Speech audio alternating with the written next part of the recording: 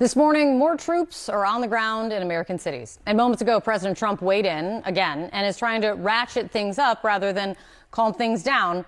Again, sending out this message. We'll show you. Chicago's mayor should be in jail for failing to protect ICE officers. Governor Pritzker also. It comes as the Trump administration and Trump administration officials have been traveling to different parts of the country for firsthand looks at ICE operations. The DHS secretary was in Portland, Oregon just yesterday. A source telling CNN she met with the city's chief of police and others who oppose the military deployment there. And the FBI director, Kash Patel, was just in Chicago, where National Guard troops from Texas just arrived. They're doing training and awaiting specific assignments, possibly deploying as early as today. And at the center of much of the protests and clashes has been about 12 miles west of Chicago, actually, at an ICE facility in the town of Broadview. And the mayor of Broadview, Katrina Thompson, joins us right now. Mayor, thanks so much for being here. I appreciate your time. First and foremost, I want to ask you about the troops. They've got the National Guard from Texas arriving in Illinois. There's a lot of lack of clarity of what happens next. Are you expecting them to come to Broadview? What are you preparing for? Well, good morning. Thank you for having me. What I am prepared for is just making sure that we are communicating with the residents of Broadview and to protect them to be safe. We do know that the National Guard is not local law enforcement.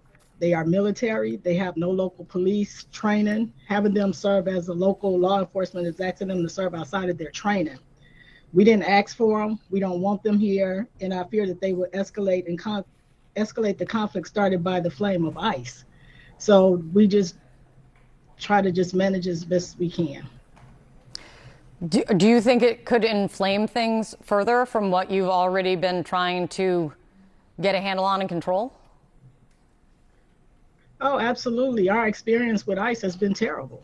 ICE is the one who's been instigating all the problems against our village and against our residents. They did not respect our local laws. They did not respect life safety issues, and they are causing problems and committing crimes. Unprovoked firing of rubber bullets and other projectiles, dispensing tear gas and other chemicals without the regard of the residents across the street who are being harmed. Mayor, I just read what the president just sent out today, saying that the governor and Mayor of Chicago should be in jail for failing to protect ICE officers. As I've already mentioned, the ICE facility that's kind of been a central focus for weeks now is in your very small town. What is your reaction to the president when he says that? Well, he has his right to his opinions, and I severely disagree with that. We have a right to protect our communities. We have a right to protect the state of Illinois, and we didn't ask for the National Guard. I want to play for you something because Portland is another prominent city facing something of what you're dealing with in Illinois. My colleague Shimon Prokupez spoke with a congresswoman from Portland who is there and begging protesters at an ICE facility there to leave because what she says is that outrage is exactly what the administration is looking for. Let me play for you what this congresswoman says. By going to that facility, people are not being strategic. At this moment in time, protesting in the streets is absolutely important.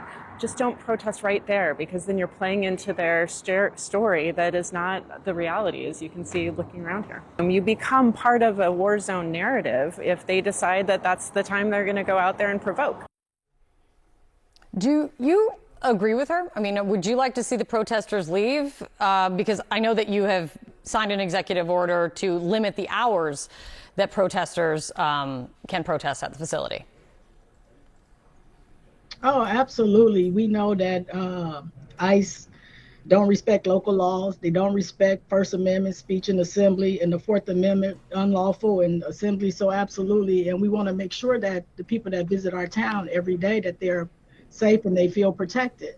By going into that facility is just going to incite other things that can take place.